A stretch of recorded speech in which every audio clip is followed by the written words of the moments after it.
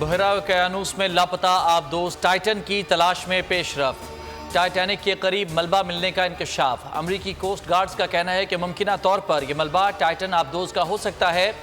मलबे के आसार रिमोट कंट्रोल गाड़ी की मदद से दरियाफ्त हुए और रेस्क्यू ऑपरेशन में मसरूफ माहिरीन नई मिलने वाली मालूमात का जायजा ले रहे हैं। मलबा टाइटन का ही है, मुसाफिरों के दोस्तों ने भी तस्दीक कर दी।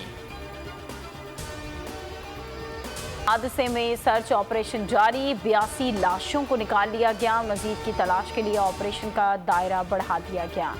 बच जाने वाले 12 पाकिस्तानियों में से एक और को रिहा कर दिया गया। तादाद 5 हो गई। हसीबुर रहमान का ताल्लुक कोटली आज़ाद कश्मीर से है। बैनुल अक़वामी कानून के मुताबिक डिपोर्ट नहीं किया जाएगा।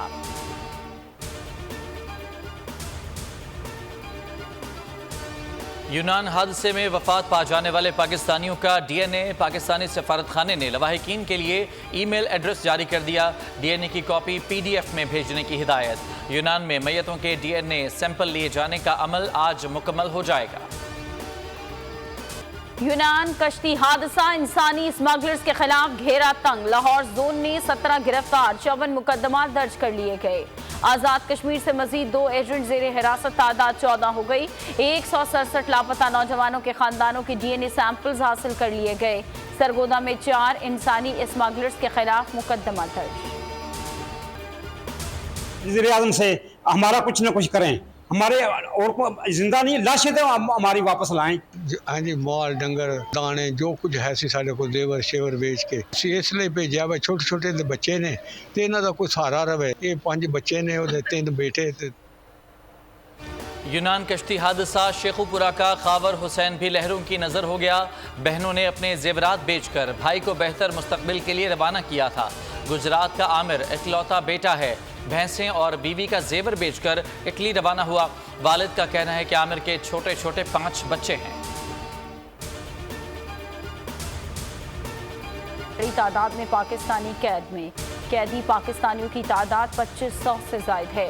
तमाम अफराद को बेनगाजी जेल में रखा गया। कैदियों का इंकशाफ। कैदियों में हाफिजाबाद, मंडी, बहाउद्दीन, गुजरात, गुजरांवाला, सियालकोट, पेशावर, आज़ाद कश्मीर के नौजवानों की बड़ी तादाद कैद है।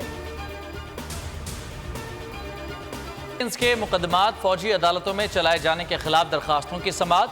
सुप्रीम कोर्ट ने कल की अदालती कार्रवाई का हुक्मनामा जारी कर दिया।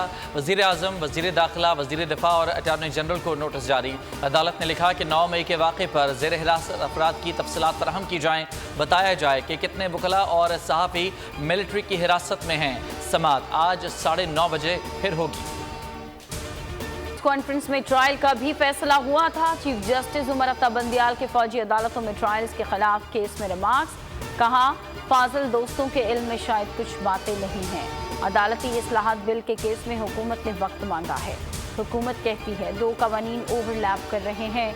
हुकूमत खुद दोनों कवानीन को यकसा बनाना चाहती है। 7 रुकनी बेंच के रुकन जस्टिस याया आफरीदी ने कहा कि आर्टिकल 245 का नोटिफिकेशन वापस हो चुका है। क्या फौज को मुल्जिमान की हवालगी का हुक्म चैलेंज हो सकता है? जस्टिस मंसूर शाह बोले, पंजाब और इस्लामाबाद में अब आर्टिकल 245 नाफिज नहीं। कितने मुकदमा दर्ज और कितनी गिरफ्तारियां हुई? जस्टिस मज़ाहिर नकवी ने कहा, लगाई गई दफात का आर्मी एक्ट से ताल्लुक भी नहीं बनता।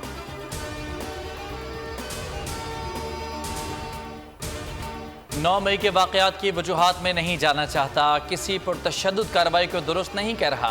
रहनुमाओं पर मनसूबाबंदी का इल्ज़ाम है, मौके पर मौजूद होने का नहीं। लतीफ़ खोसा के दलाइल। कहा, आर्मी एक्ट समेत कोई और दफ़ा नहीं लगाई गई। एक मुकदमे में 50 गिरफ्तारियां हुई। 10 मई को मुल्क भर से 4000 अफराद को मशकूक करार देकर गिरफ्तार किया गया। 25 करोड़ आवाम की फिक्र है। वकला को डराया जा रहा है। मैं अपना पर्चा नहीं दर्ज करवा सका। मिलिट्री कोर्ट्स के खिलाफ दरख्वास्तें। 9 रुकनी लार्जर बेंच टूट गया। जस्टिस काजी फाइज ईसा और जस्टिस सरदार तारिक का बेंच पर एतराज। दोनों जज साहिबान ने खुद को बेंच से अलग कर लिया। जस्टिस काजी फाइज ईसा ने कहा कि बेंच में शामिल करने के लिए पूछा तक नहीं। रात 8 बजे पता चला, लार्जर बेंच में शामिल किया गया। जस्टिस सरदार तारिक ने इस्तफसार किया, क्या 9 जजेस के खिलाफ अपील 8 जजेस सुनेंगे? दरख्वास्त गुजारों ने हाई कोर्ट से रुजू क्यों नहीं किया? उठाने वालों के सियासी मफादात हैं। जिन लोगों के खिलाफ ट्रायल्स हो रहे हैं उन जैसे जराइम हमारी तारीख में नहीं मिलते। रियासत ऐसे जराइम की मुतहम्मिल नहीं हो सकती। वज़ीर दिफा ख्वाजा आसिफ का कौमी असम्बली में इज़हार ख्याल, कहा शहीदों की निशानियों के साथ क्या सलूक किया गया वो सब ने देखा। जब पेट्रोल बम GH के ऊपर फेंकेंगे तो क्या उनके फौजी अदालतों में ट्रायल नहीं होंगे?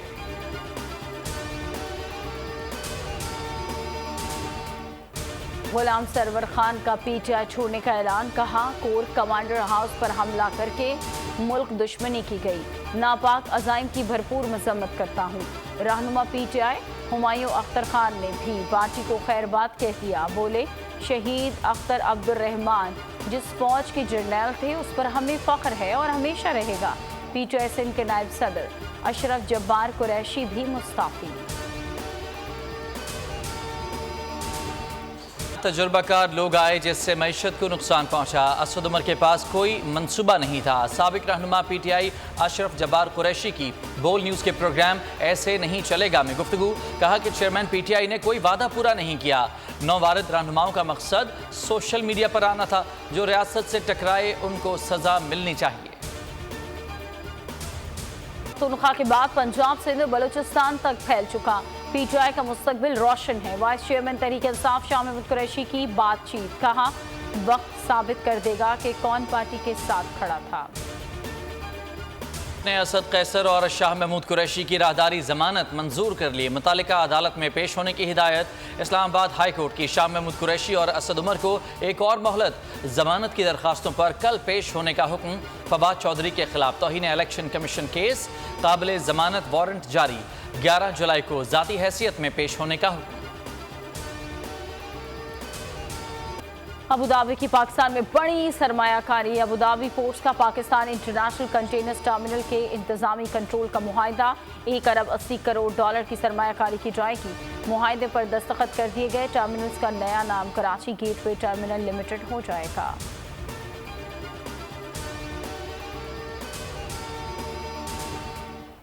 IMF कर्जे हुसूल की कोशिशें नाकाम। सिर्फ 8 दिन रह गए। पेरिस में वजीर आजम शहबाज शरीफ की IMF की MD क्रिस्टीना जॉर्जिवा से मुलाकात। पाकिस्तान में उठाए जाने वाले इक़दाम से आगाह किया। कहा IMF के साथ वादे पूरे करने के लिए पुरअज़्म हैं। सवाल उनसे पूछा तो गुस्सा कर गए। IMF से मुआहिदा क्यों नहीं हो पा रहा। सहाफ़ी ने पूछा तो वज़ीर ख़जाना गुस्से में आ गए। मुबैना तौर पर सहाफ़ी को थप्पड़ मार दिया। मुतासरा सहाफ़ी ने वीडियो पैगाम में बताया कि साथ डालने सिक्योरिटी को मेरा पीछा करने और सबक सिखाने का कहा था। सैलाब मुतासरीन के लिए 16 अरब 30 करोड़ डॉलर्स का मास्टर प्लान बनाया जाएगा। मुतासरीन की बहाली के लिए 11 अरब डॉलर्स चाहिए। वफाकी वज़ीर ख़जाना इसहाक़ डार का कौमी असम्बली में इज़हार ख्याल, कहा सैलाब मुतासरीन के लिए मज़ीद 12 अरब रुपए की मंजूरी दी गई है। सैलाब से 30 अरब डॉलर्स का नुकसान हुआ। 80 अरब से ज़ायद सैलाब मुतासरीन में तकसीम किए गए। पाकिस्तान सैलाब ज़दगान के लिए जिनेवा डोनर्स कॉन्फ्रेंस से 50 करोड़ डॉलर हासिल करने में नाकाम। बैरूनी फाइनेंसिंग का खला पूरा करने का हदफ भी हासिल नहीं हो सका। हुकूमती दावों के बरखिलाफ कॉन्फ्रेंस से अब तक सिर्फ 15 करोड़ डॉलर ही मौसूल हो सके हैं। पर हुकूमत का बड़ा ऐलान, ईद की छुट्टियों में इजाफा कर दिया। ईद उल अजहा पर अब 3 के बजाय 4 छुट्टियां मिलेंगी। वफाकी हुकूमत ने नोटिफिकेशन जारी कर दिया। 28 जून को भी ईद उल अजहा की तातील का ऐलान कर दिया। तातीलात 28 जून से 1 जुलाई तक होंगी। इस्लामाबाद में बल्दियाती इंतखाबात की मुखालफत कर दी।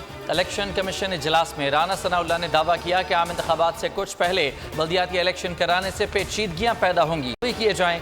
9 मई के जत्थे के इलेक्शन के नताइज मानने या न मानने से कोई फर्क नहीं पड़ता। अमीर कराची के इलेक्शन के खिलाफ आज इलेक्शन कमीशन सेक्रेटेरिएट के बाहर एहतजाज का ऐलान। इलेक्शन कमीशन ने IG और डिप्टी कमिश्नर इस्लामाबाद से फूल प्रूफ इंतजाम के लिए खत लिख दिया। पुलिस के साथ रेंजर्स और FC अहलकारों की तैनाती का भी मुतालबा कर दिया।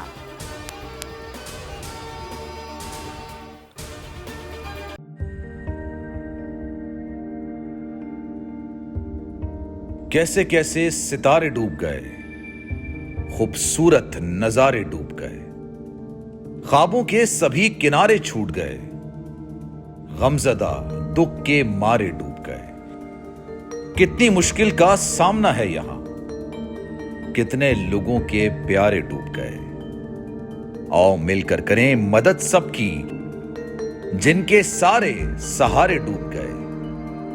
आजमाइश में मिलकर एक हुए, नफरतों के इशारे डूब गए। कितने प्यारे हमारे डूब गए।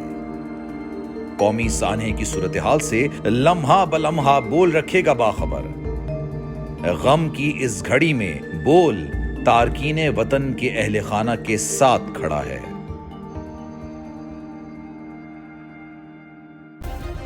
सब्सक्राइब करें और बेल दबाएं ताकि कोई खबर रह न जाए।